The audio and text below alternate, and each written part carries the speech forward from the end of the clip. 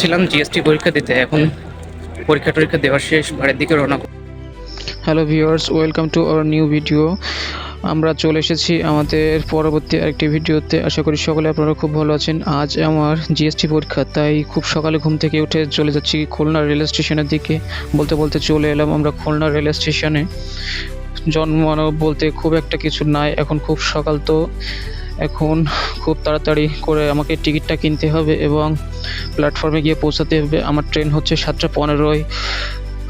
যাই হোক, আমি টিকিটটা কিনে নিয়ে আগে তারপরে বাকিটা।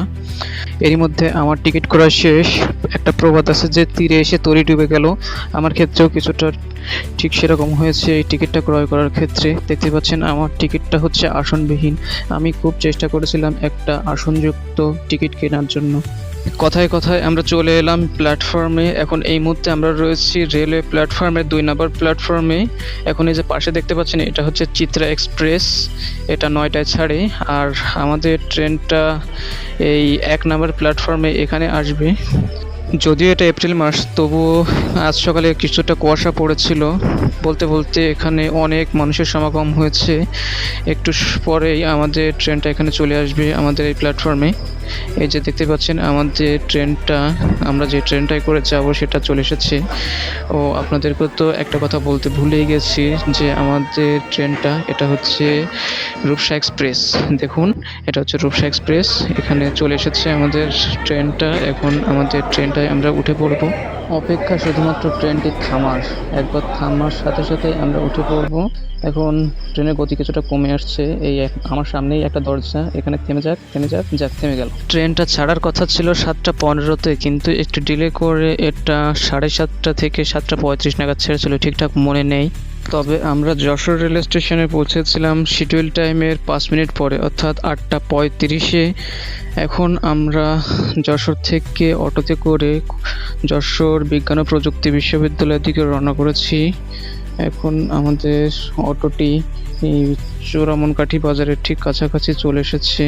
ফাইনালি আমরা যশোর বিজ্ঞান ও প্রযুক্তি বিশ্ববিদ্যালয়ের মেইন গেটের সামনে এসে পৌঁছে গিয়েছি। এখন বিশ্ববিদ্যালয়ের এরিয়ার ভিতরে ঢুকে পড়েছি, যদিও পিছনের গেটের জন্য লোক সংখ্যা খুব কম। জিএসটি পরীক্ষা দিতে। এখন পরীক্ষা দেওয়া শেষ, বাড়ির দিকে রওনা করব। তাই ভাবলাম একটু ফটো শুটিং বা একটু ভিডিও এডিটিং এর কিছু কাজ করে যাই, তাই এখন ভিডিওর কাজ করছি। চলুন। এইমাত্র আমরা পরীক্ষা দিয়ে বের হয়েছি। আমাদের একাডেমিক বিল্ডিং ছিল স্যার জগদীশ চন্দ্র বসু। আমাদের ব্যাগ নিতে হবে এখন। এই টোকেনের মাধ্যমে বিনামূল্যে আমরা আমাদের ব্যাগগুলো জমা দিয়েছিলাম। আমাদের ব্যাগ, ফোন সব কিছু নেওয়া শেষ। এখন আমরা চলেছি সামনের দিকে, গেট থেকে বের হব। এই হচ্ছে আমাদের একাডেমিক বিল্ডিং, যেটাতে আমাদের পরীক্ষা হয়েছিল, sir Jagadish Chandra Basu academic building. সামনে ওইখানে আমাদের ব্যাগ ছিল। সবাই পরীক্ষা দিয়ে আস্তে আস্তে বের হচ্ছে। এই যে পাশ থেকে দেখুন, বাম পাশ থেকে বিল্ডিংটা সত্যি অনেক বড়, মেবি 12 তলা হবে উচ্চতা। আমাদের লিফটের 8তম ফ্লোরে পরীক্ষা ছিল। একাডেমিক বিল্ডিংটা যে শুধু বড় তা নয়, সুন্দরও বটে। একাডেমিক বিল্ডিং থেকে বেরোনোর পর এই গাছটা দেখলাম, নাম জানি না, কেউ জানলে কমেন্টে অবশ্যই বলে যাবেন এটা কি গাছ, খুব ভালো দেখতে। এখানে অনেক শিক্ষার্থীর সমাগম ঘটেছিল। এখন আমরা চলে যাচ্ছি মাঠের দিকে। এই হচ্ছে বিশ্ববিদ্যালয়ের সুবিশাল বিস্তৃত মাঠটি, যেখান থেকে বিশ্ববিদ্যালয়ের 3টি একাডেমিক বিল্ডিং এবং সকল প্রশাসনিক বিল্ডিংই খুব ভালোভাবে দেখা যায়। এই দেখুন একটা প্রশাসনিক বাস, এটিও এদের প্রপার্টির ভিতরে। এছাড়া এখানে পরিবেশটা আসলে খুব অসাধারণ লাগছে প্রথম দিন। বিশ্ববিদ্যালয়টির শহীদ মিনারটি এই যে দেখতে পাচ্ছেন। আমরা বিশ্ববিদ্যালয়ের গেটের খুব কাছাকাছি চলে এসেছি। আশা করি বিশ্ববিদ্যালয়টি আপনাদের খুব ভালোই লেগেছে। চলুন আমরা গেটের দিকে যাই। এখন আমাদের বের হতে হবে। এই হচ্ছে মূল গেটের পেছনের দিকে। এখন আমরা আস্তে আস্তে গেট থেকে বের হব। বলতে বলতে আমরা গেটের বাইরে বের হয়ে এসেছি। একটা ডাবল ডেকার এই যে পাশে দেখতে পাচ্ছেন, এটা বিআরটিসি ডাবল ডেকার, খুব একটা ভালো তা নয়। এখন আমরা যশোর রেল স্টেশনে পুনরায় চলে এসেছি। আবার আমরা খুলনা রেল স্টেশনে ফেরত যাব। ট্রেন প্ল্যাটফর্মে থামতেই হুড়মুড় করে দিলাম দৌড়। এখন আপনাদেরকে একটি বিষয় দেখাবো, সেটা হচ্ছে ট্রেনের ইঞ্জিনের লাইন চেঞ্জ করা। এই যে ইঞ্জিনটা দেখতে পাচ্ছেন, এটা এইমাত্রই আমাদের ট্রেনের বগিগুলো থেকে আলাদা করা হয়েছে লাইন চেঞ্জ করার জন্য। এই যে ইঞ্জিনটা, এটা এখান থেকে এখন যে রুটে ছিল, অর্থাৎ যে লেনে ছিল, তার পরবর্তী অর্থাৎ তার ডান পাশের লেনে চলে যাচ্ছে।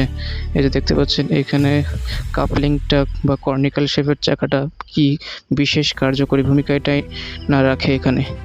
এই সময় ভুল করেও কেউ রেলওয়ে লাইনে নামার চেষ্টা করবেন না, এটা খুব বিপজ্জনক। এখানে যে ব্লেডটা দেখতে পাচ্ছেন এটা চেঞ্জ করেই মূলত মানে লাইনটা চেঞ্জ করা হয়। এই লিভারটির মাধ্যমে ডানে পায়ে করে লাইন চেঞ্জ করে দেয় এরা। এখন প্ল্যাটফর্ম থেকে ফেরত যাব, টিকিটটা ফেরত দিতে হবে এবং তারপরে আমাদেরকে আমাদের বাড়িতে চলে যেতে হবে। এখন টিকিটটা ফেরত দিয়ে বাড়ির দিকে রওনা করব। আস্তে আস্তে সামনের দিকে এগাচ্ছি এবং টিকিটটা জমা দিচ্ছি অ্যাট লাস্ট, এবং আমরা রেলওয়ে স্টেশনের ভিতরে প্রবেশ করি ফাইনালি আবার পুনরায়। এখন আপনাদেরকে আরেকটা বিষয় দেখাবো, সেটা হচ্ছে আমাদের খুলনা রেল স্টেশনের টিকিট ক্রয়ের ভেন্ডিং মেশিনটা। লাইনে দাঁড়িয়ে কেনার ক্ষেত্রে এখানে, আর এই হচ্ছে আমাদের সেই টিকিট ক্রয়ের ভেন্ডিং মেশিনটিকে ব্যবহার করে থাকলে কমেন্টে বলে যাবে। মানে আমাদের ভিডিওটা আজকের মতো শেষ করছি। সকলকে ধন্যবাদ, ভালো থাকবেন, সুস্থ থাকবেন এবং আমাদের সাথেই থাকবেন। Tata, bye bye.